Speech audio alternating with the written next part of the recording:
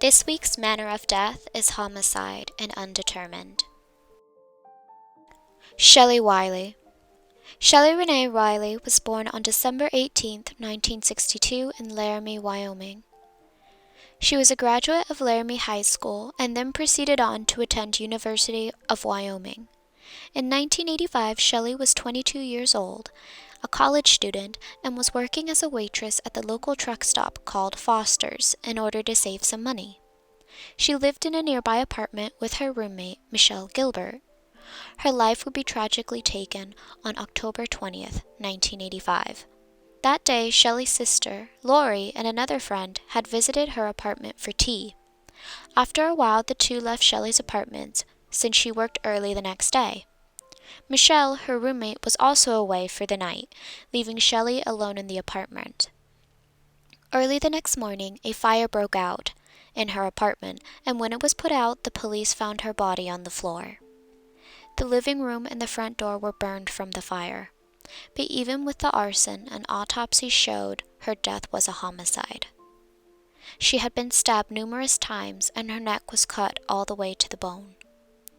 Outside of the apartment, there was some blood on the sidewalk and some signs of a struggle, indicating Shelly may have fled the apartment only to be brought back inside. One of the suspects was Frederick Lamb, a former police officer who had a friend that lived in the same apartment complex as Shelly. He was also a usual customer at Foster's, the truck stop Shelly worked for. Allegedly, Frederick Lamb refused to help a neighbor that attempted to rescue Shelly from the fire.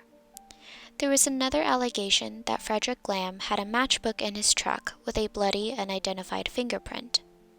His DNA was also later found at the crime scene in the form of blood splatter on the door in the apartment building. However, he was never questioned after the initial conversation with police. Charges were filed and then dismissed against him. There were some other suspects too, such as Shelly's former boyfriend and even a teenager who had confessed to the crime years later, but neither of these suspects had enough evidence to convince their guilt or charge them with her death. A lot of attention was brought to Shelly's case after a podcast called The Coldest Case in Laramie was produced. I recommend going and checking that out if you want a deeper dive on her case. Brittany Phillips. Britney Phillips was born on October 4th, 1985 in St. Petersburg, Florida. She was the second child with an older brother who was 1 year older than her. Her mother, Maggie Zingman, and Britney's father divorced when Britney was still a young child. They briefly moved from Florida to Kentucky before the family moved to Oklahoma. Britney and her older brother were close. She graduated from Union High School in May of 2003 and decided to study at Eckerd College in St. Petersburg, Florida, where she had earned a full-ride scholarship to study chemistry. That was in August of 2003. After her freshman year, that had ended in May of 2004, she decided to move back to Tulsa, Oklahoma to finish her college education. In the summer of 2003, she was living in an apartment number 3216 at 9407 East 65th Street. She was also continuing to take classes at Tulsa Community College. Britney's last contact with her mother, Maggie Zingman, was at 9 p.m. on Monday, September 27, 2004. She had called her to try and set up a doctor's appointment for her allergies. Britney had mentioned during the phone call that she was going to drop a friend off at her place and then head back to her apartment for the night. After this last conversation, Britney was absent from her classes over the following several days. She didn't see any of her friends, and her mother could not get a hold of her. It wasn't until the evening of September 30th, 2004, that she was found raped and killed in her apartment when the police were called by her friends to perform a wellness check. Her funeral was held several days later on October 4th, 2004, which would have been her 19th birthday. When police had performed the wellness check, they noticed her apartment had been rifled through with items out of place and strewn about. DNA was taken from the scene, and for many years it was thought to be the DNA of her killer. However, when it was examined recently, police determined it belonged to a man who spent the night with his girlfriend at Britney's apartment and not her murderer. Since her death, Britney's mother continued to shine a spotlight on her daughter's case by interviewing with different media sources and by traveling the country in her canvassed car. Her car has been wrapped with pictures of Britney and has the information of her case, plus the phone number to call in for tips. Her determination to bring justice to her daughter's case is strong. She also advocates for other families who are waiting for their own loved ones' cases to be solved. I have linked her Facebook page dedicated to Britney's case, as well as her website. If you have any information about Britney Phillips' case, please contact the Tulsa Police Homicide Unit at 918-596-9135 or at 918-596-9222. Roger Vaillancourt. Roger Vaillancourt was born in July 26, 1940, in Benton County, Minnesota. In October of 1957, Roger was a 17-year-old young man living in Foley, Minnesota, a small town of around 1,000 people. At the time, he worked at a shoe store and was described as an ideal older brother by his younger siblings. On Saturday, October 5, 1957, Roger wanted to go out that night to a location called the Kitten Club, which was a dance hall 25 miles away from Foley and 4 miles away from Princeton. Judy Fernholz, his younger sister, remembers one of his friends calling him to hurry up to go to the dance hall. Apparently their father, Vern Vaillancourt, who was a truck driver, didn't care for the friend, but let Roger go as long as he came back by midnight. It was just before 1 a.m. in the early morning of October 6, 1957, when Roger was struck by a hit-and-run driver on Highway 169 outside of the Kitten Club. A few minutes after, another man didn't see him in time and ran him over again. The second driver stopped and got another driver to call the police since Roger was still alive. However, he unfortunately passed en route to the hospital. No autopsy was performed at the time because his death was presumed to be an accident. And this would be the end to Roger Vaillancourt's tragic death if Reverend Charlie Kunkel had not published a book in 2005 known as Raising Roger's Cross. The book describes an alleged theory that Roger was actually murdered instead of being killed in an accident. The book alleges that 3 of Roger's friends beat and tortured him, which led to his death. After the book was published, Roger's family asked to have his remains re-examined, and an autopsy was performed. According to the autopsy, Roger suffered from skull fractures and rib fractures from blunt force. Even with this new evidence, in 2007, no charges would be made against anyone. Also, the book written by Reverend Kunkel was seen skeptically after defamation lawsuits were filed by 3 people mentioned by pseudonyms in his book. Because of how small the town was, the 3 said that it was obvious who was being talked about in Raising Roger's Cross, even with the use of pseudonyms. In 2007, his case would be closed, and what exactly happened to Roger that night stays unknown. It's sad that his family had to go through all of this, from Roger's death to thinking he may have been the victim of a violent crime. His father passed in 1963 and his mother in 2012. Several of his siblings are also gone. I truly feel for the Vaillancourt family and hope they can find some level of peace. Justin Harris. Justin Philip Harris was born on August 20th, 1990, and was a 13-year-old boy living in Casper, Wyoming, when he went missing on February 15th, 2004. His mother had willingly turned him and his sister over to the custody of the state. Justin had already been through several foster care placements, which had failed. Because of this, he was placed in the R.L. Mills home, a group home for boys, in the summer of 2003. The R.L. Mills home was located on the 100 block of East H Street in Casper, Wyoming. This was the location Justin disappeared from. On February 15, 2004, workers from the home discovered his room, and it was empty, when he didn't come down for breakfast. There were clothes stuffed under the blankets to make it look like someone was sleeping in the bed.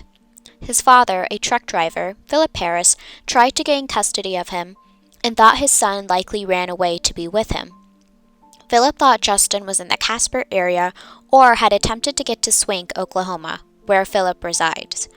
Afterwards, Philip provided a theory that Justin hadn't run away, but had been a victim of a crime and that the R.L. Mills group home was trying to cover it up. However, Justin had a history of running away from foster homes in the past. His father also claims that Justin didn't have a disability, but the workers from the group home claim he needed constant supervision and couldn't function without his psychiatric medications. He'd been fine at the facility and was doing well in school, according to the staff. Justin had been missing for 19 years and would be 33 years old today. He is described as a white male with blonde hair and green eyes.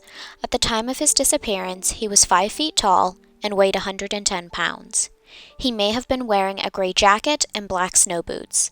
Justin was taking psychiatric medications at the time he went missing, some of them being antidepressants. He is mentally disabled and functions at the level of a 6-year-old. He also wears glasses. If you have any information about Justin Harris's location or that could help solve his case, please contact the Casper Police Department at 307-235-8278.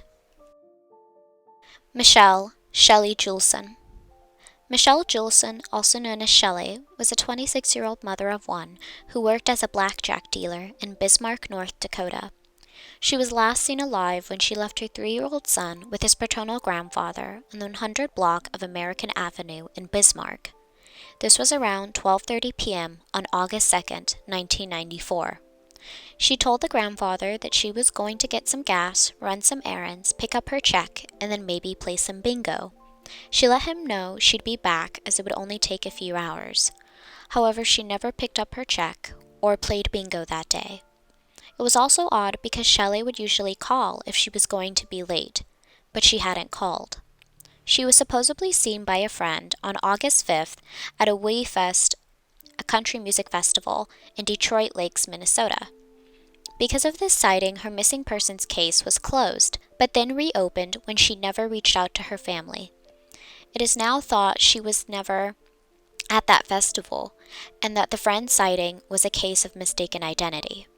When she went missing, Shelly lived in a trailer on the 700 block of West Wheat Avenue in Bismarck. Police went there to investigate and found the front door locked with the back windows open and the TV left on. Shelly was working at the time as a blackjack dealer at the Burnt Creek Club and was also dating one of the bartenders when she disappeared. She had mentioned to some of her family that some of the customers were harassing her. She also said that she felt someone followed her home from work on several occasions and that her car was vandalized. It got to the point where she had asked for a transfer to another location. One of the people who allegedly was harassing her was Donald Schaefer, who at the time was a lieutenant with the Bismarck Police Department. He was eventually fired in 1996 after being arrested for felony terrorizing and misdemeanor assault of his ex-girlfriend. 6 days after she went missing, her light blue 1987 Ford Thunderbird with license plate number DAH-159 was located at the Bismarck Comfort Inn. Law enforcement does not believe it was there on August 2nd. The police gave the vehicle back to her family without processing it. It appeared to be clean, except for a half-eaten sandwich that was on the front seat. Shelly's father later said that there was some scoria rock found on the car's intake manifold. Apparently, scoria rock is not commonly found in that area. It's thought that there is foul play involved in her disappearance, as she had no plans to leave Bismarck and certainly wouldn't have left without saying something to her family, or without her son, as she's described as being a very dedicated mother. An additional detail is that she was working at the Elbow Room the night before she went missing. Shelly was born on March 18, 1968. She's a white female with brown hair and blue eyes. She previously dyed her hair blonde or auburn, so it's possible her hair is lighter than the natural brown. Her height is 5 feet 6 inches and she weighs 155 pounds. She has one tattoo, which is in the shape of a small heart with a drop of blood on her left shoulder. The clothing she was last seen wearing was a dark shirt and blue jeans. While I've researched this case and provided a summary of it, there's a podcast called Dakota Spotlight, which dedicated a 10-episode series to Shelli Julson's case. If you want to hear a more in-depth look into her case featuring interviews with family members and law enforcement, I would recommend this podcast and will link it in the description. I listened to several episodes and thought it was well done and thorough. If you have any information about Michele, Shelli Julson's case, please contact the Bismarck Police Department at 701-223-1212 or the North Dakota Bureau of Criminal Investigation tip line at 1-800-472-2185. Steven Langi. Steven, also known as Steve Langi, is a 56-year-old man who went missing around October 6th or 7th of 2020 from the Turtle Mountain Indian Reservation in Vaillancourt, North Dakota. He resided in Vaillancourt and was last seen walking away from his home. The FBI have been involved with this case, and they say it's now presumed that he is dead and that foul play likely occurred. A $5,000 reward is being offered for information about Steve Langi's case. His son Aaron has been putting together searches for his father and is still trying to keep his case in the public eye.